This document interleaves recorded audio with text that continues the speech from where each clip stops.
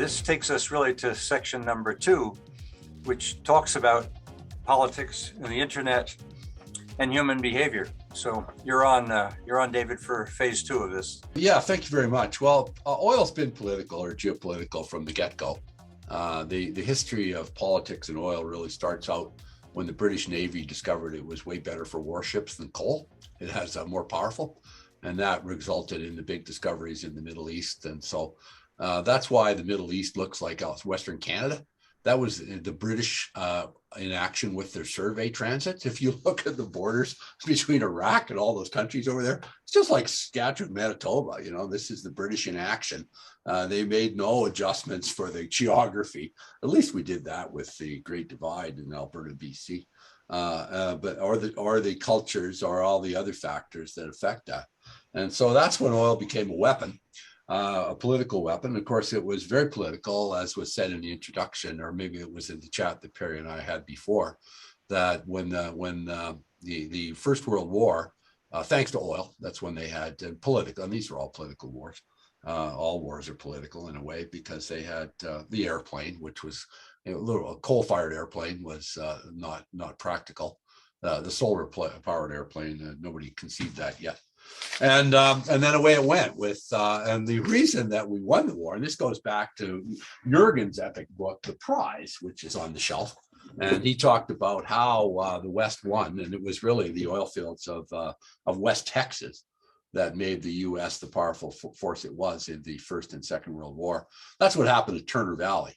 Those of you oil nerds will remember that the cap, the naphtha cap, the oil, the liquids on top of the oil, they blew that baby down for the war effort to make aviation fuel. But that's why one of the reasons Germany lost is first thing they tried to get was the oil fields in Romania, which was political. And then the same problem with the Japanese. I mean, they were digging up trees and making gasoline out of tree roots. The Germans were invented, I believe it was the Fischer-Tropsch process, where they managed to make hydrocarbon fuel out of coal. So this is the politics of oil. It's always been political. It was political in 1973 was the pivotal event when the OPEC all discovered that they had oil, the giant US fields. Western Canadian conventional production before the oil sands got traction peaked in about 1972, 1973. And that was about the same time that the legacy US oil fields were over the hill, conventional fields. And so OPEC in 1973 looked around and used the Western participation in the first Arab-Israeli war as a reason to cut off fuel. And then oil became incredibly political during that period, and as a weapon, as a weapon. And so they jacked up the price. And of course, we talked a bit about that in the answer to one of my questions. Then Alberta became extraordinarily wealthy. And then when you get into oil and politics, of course, the derivatives are amazing. You'll find out that the really popular premiers in Alberta history, like Lougheed was OPEC and Klein got gas. And then you'll find a whole bunch of other premiers that are unpopular. It's got nothing to do with their ability. It's really got to do with the price of hydrocarbons and how much money they had to toss around. So anyway, in the 70s, oil became a security supply became an issue. We got the National Energy Program. And this is when the polling was invented. And this is when the Liberal Party, I know Peter Foster wrote a wonderful book called The Sorcerer's Apprentice. And he called it government by, I want to say Ipsos, government, anyway, the polling company at the time. And what they discovered was that, if you remember, that Joe Clark had won a brief government, and he wanted to raise the price of oil gasoline by 17 cents for security of supply and to balance the books. And what they discovered was, if we tax the hell out of Alberta and cap the price and move and defang the West, we can win an election. And so it began. This was the beginning of oil and energy-based political tribalism. One of the great books, I spent 10 years inside the tent in party politics, and nothing I'm particularly proud of. But in 2008, when 2006, when Ed Stelmach won the PC leadership under the pledge to get Alberta a fair deal in 2007. When he brought out Our Fair Share, that Alberta was rolling in money, and decided that the right thing to do was raise royalties. They had more money. They couldn't even give it all away, if you remember at the time. They had the most incredible explosion of money, and politically they said, let's go get more. And they won a big election. So I joined the Wild Rose Party at that time and spent 10 years in party politics. I helped get Danielle Smith elected leader. Sorry about that. I was the party president when they all walked out. That was a low moment. I'm still suffering from post-floor crossing stress disorder. But what I learned in that 10 years from when I got involved to when I went home, I liked Brian Jean. What I liked about Brian, he was my kind of guy. He worked in the middle of the night, in the middle of nowhere, in the middle of winter. And when he lost, I went home. But in that 10-year period was the development of polling, of target policy through social media. And this was the period where we were hunting for Facebook, where you could go and you could go find a group of voters, of single issue voters, and figure out how they were. So this is when the internet, social media, and big data was captured by politics. And so what I learned in my 10 years in the tent was, I kept thinking about, big, grandiose public policy. What I learned in my 10 years in party politics was that, no, we don't give a shit about anything. Who votes? So they only care about 60% of the population, because 40% doesn't vote. So 40% of the people. This is why when you see a public opinion poll on pipelines, you'll find 55% of Canadians in favor. And then you'll find that 35% of the population can win the election and block your pipelines. So what happened during that period? And then I found this remarkable book, or this remarkable story about a guy named James Buchanan, who won a Nobel Prize in economics for the public choice theory.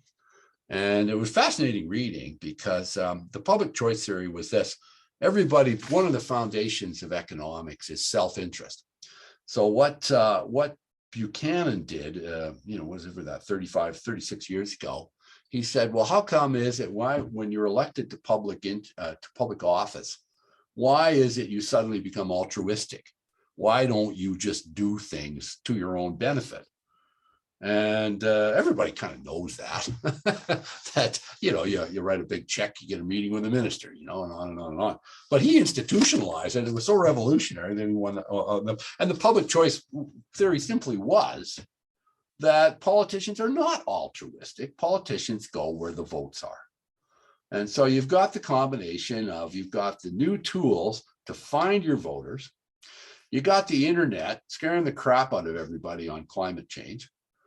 And then and so what happened is the ideal, and this is the second whole section of my book on carbon politics, is what a beautiful issue climate change was.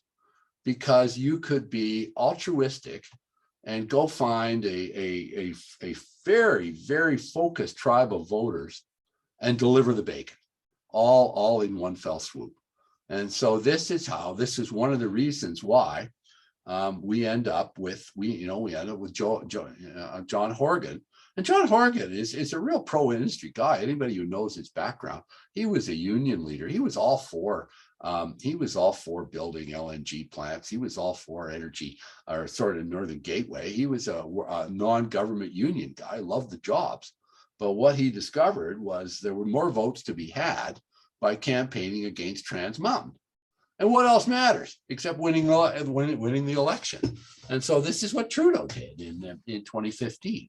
Is that he went and said, well, what are the hot buttons? He said, Alberta will never vote for me anyway, thanks to my dad. And so where are the votes? Well, they're urban now. And I did a little study in this chapter and started looking at the urbanization of Canada. It's really quite scary that 65% of the population of Canada lives in urban centers of 100,000 or more outside of the resource producing sections of Western Canada. So you got all of Manitoba, all of Saskatchewan, all of Alberta, and the non-lower mainland part of BC.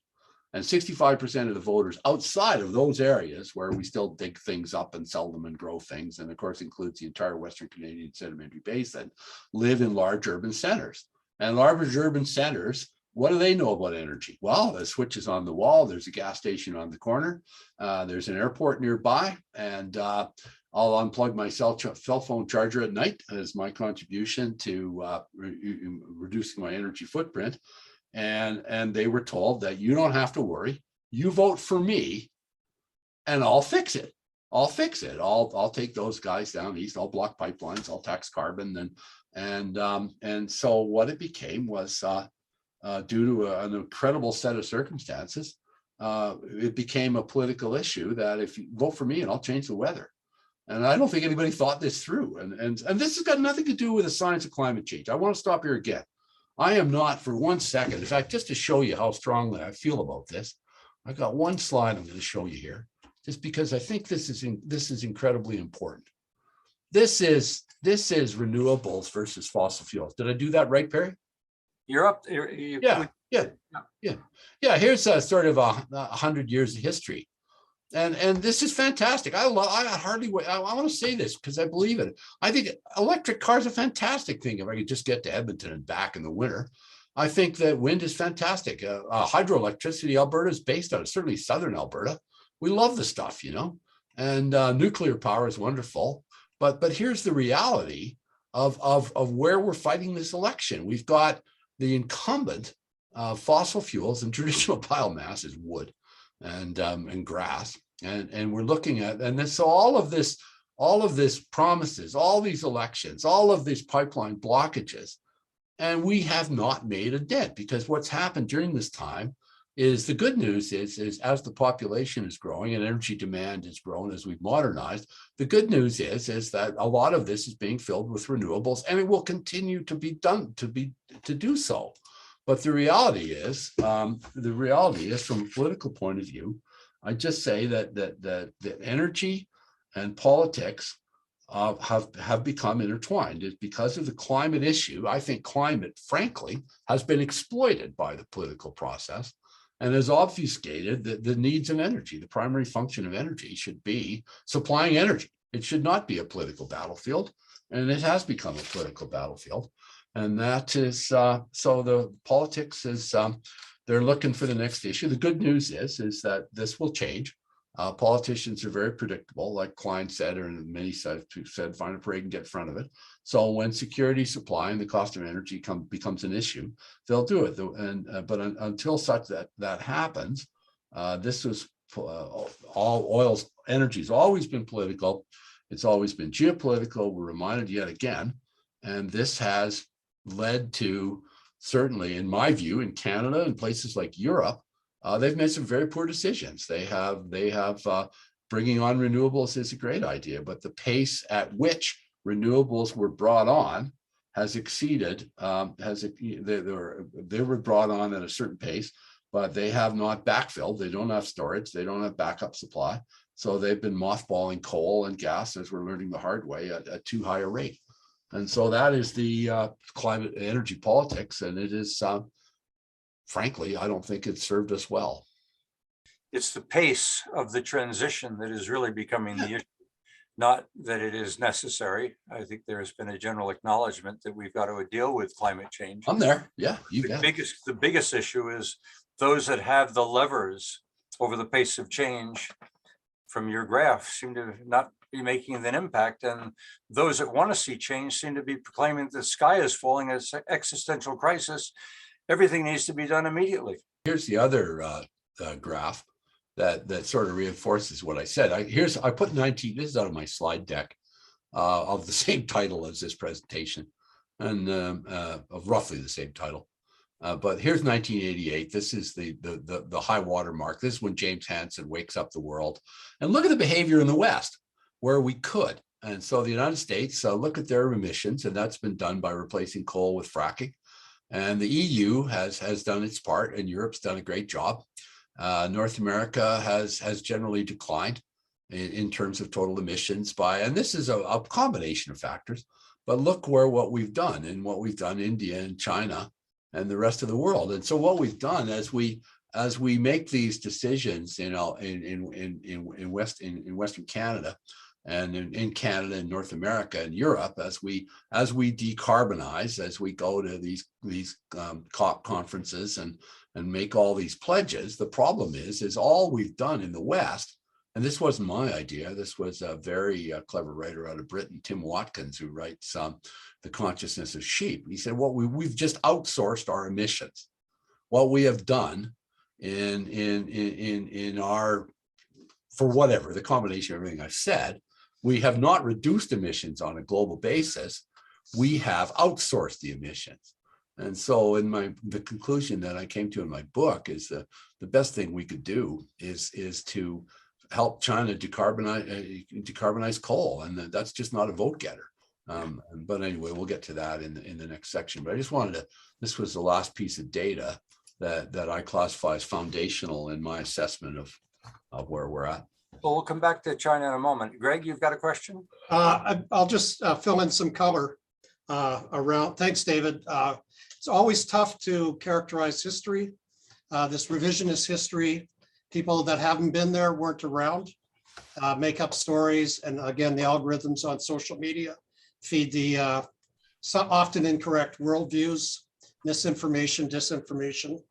I'll just add a couple of points. Good public policy is whatever gets people in power, either elected or reelected.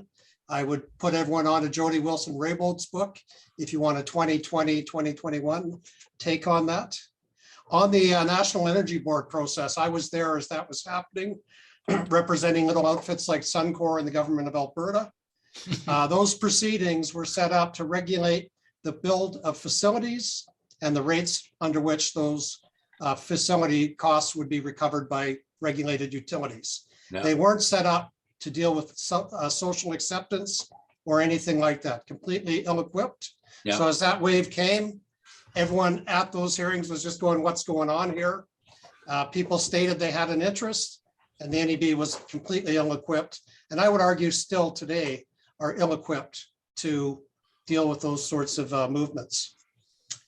The piece on the energy transition that I'd like everyone to think about just a little bit more is the value of distributed renewables to reduce our reliance on expensive and large-scale facilities, large-scale generation, transmission, distribution.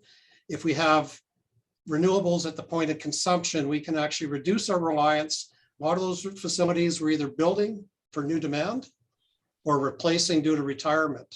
So there's an angle there that has got nothing to do with all green tomorrow.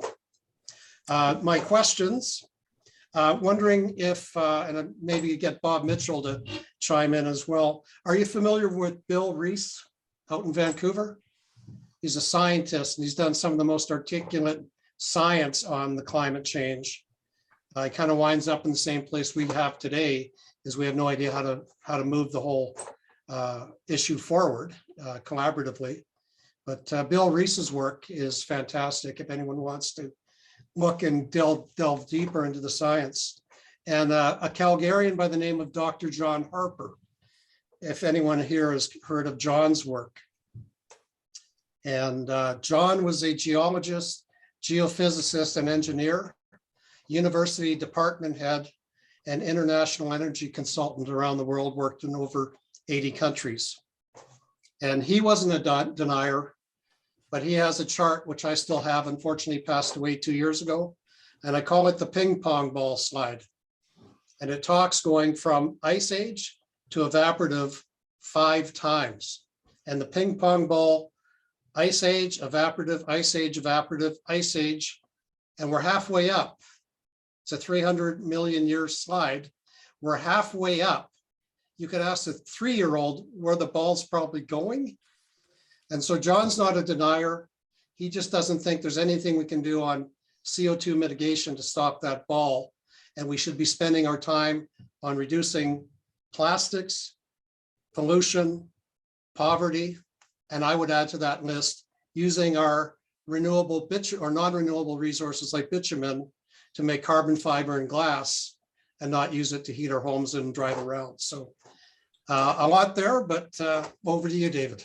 I don't think there was a question in there, but it was all very interesting. But I will say, I think that's great stuff, and I appreciate that. I just want to say one thing about the NEB.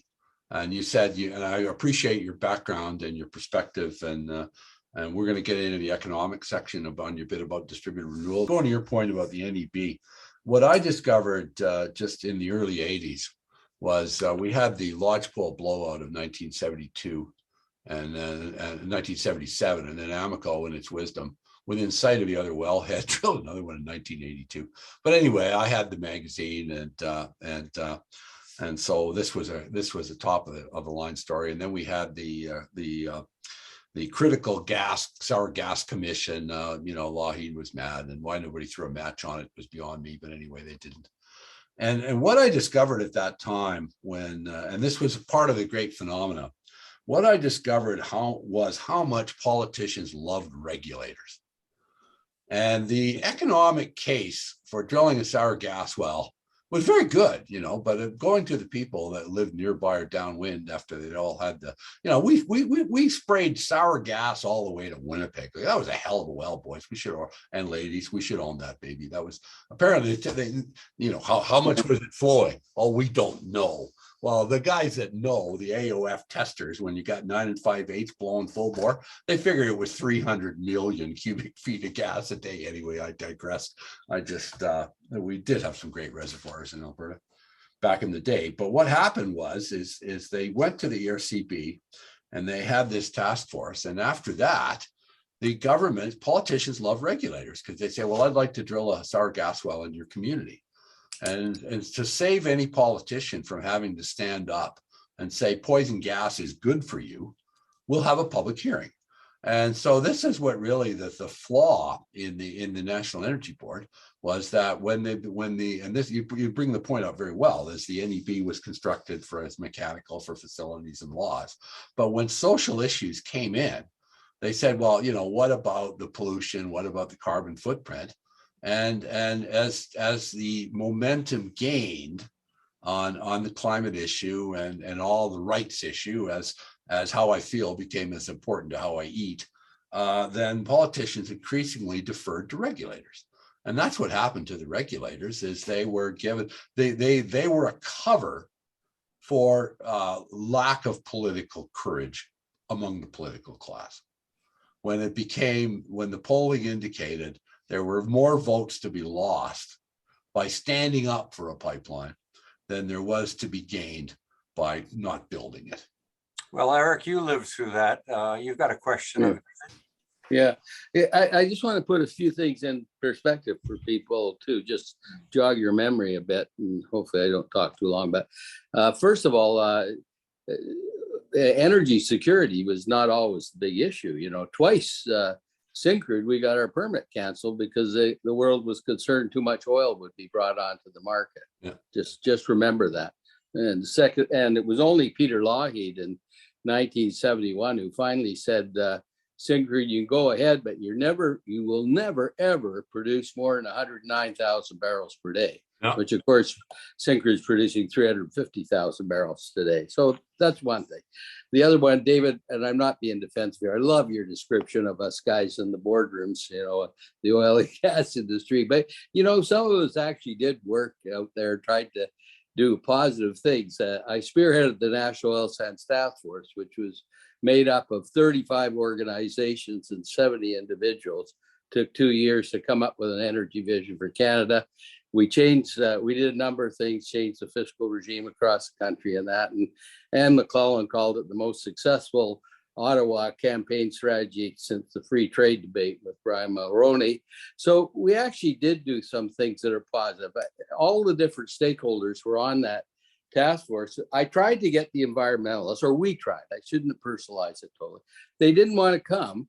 They didn't want to be co-opted, but they weren't organized either. Greenpeace hadn't set us out as a target yet. And U of C did a master's thesis on it with Ted Morton was the supervisor. And it was actually a pretty good bit of work. They characterized us as public policies entrepreneurs, with me leading, and that sometimes policy can't get set by governments or industries, that take some individuals to straighten it around. So we did a lot, but the writer of the thesis, remarkable young woman, Jessica Dawn Marie Weber by name, she had posed a question at the end. Do you think we would have been successful if the environmentalists had been organized.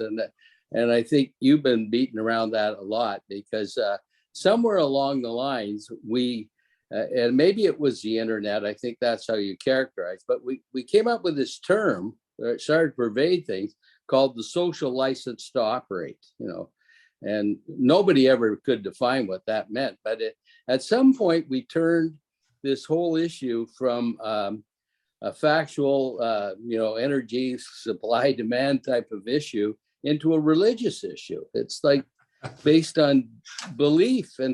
And to me, that's the fundamental question. How do we get it back just to common sense? And our webinar series in December was trying to get exactly at that point.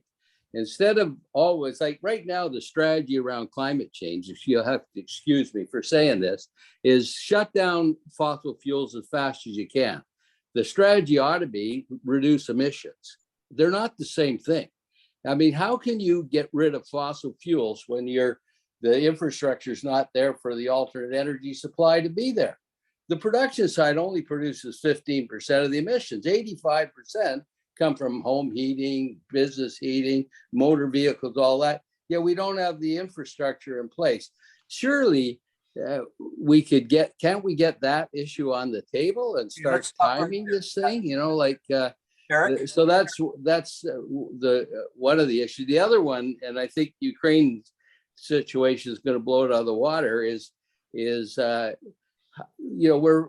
we tack this whole global issue as individual nation states, and so we're not doing the right thing in Canada. That's what our webinar said. We should be developing LNG like crazy and getting it over to Asia and cut down the displaced coal, and we'd make a bigger impact doing that than anything else. Now watch what happens in Ukraine.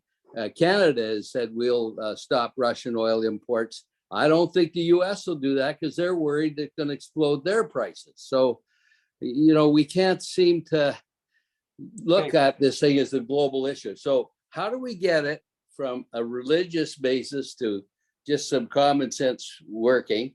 And how do we get it to, how do we start operating that this is a global issue, needs global solutions? It's not one that's made up of nation state interests. 2 words, price and misery. Paul set this question up when he said, have we done nothing? Well, clearly people are continuing to consume and demand for energy. They'll even accept $1.55 a gallon. I'm not sure that's going to drive down consumption. So the individuals are continuing to demand energy in order to protect their lifestyles. Industry is adapting. I mean, I think we heard dramatic changes going on within industry. That is, the suppliers, even though the consumer wants cleaner, the industries are going there. We heard of numerous adjustments being made in adoption of emerging technologies. And we even heard a recognition that more regulation may well, in fact, be called for on the emission side. And we also are seeing a lot of protesting going on of some things to be done.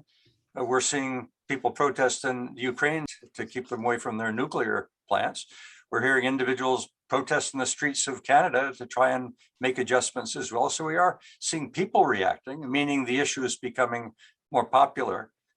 But we clearly haven't reduced the amount of oil that is being consumed in the earth at large. So David, over to you. What can be done?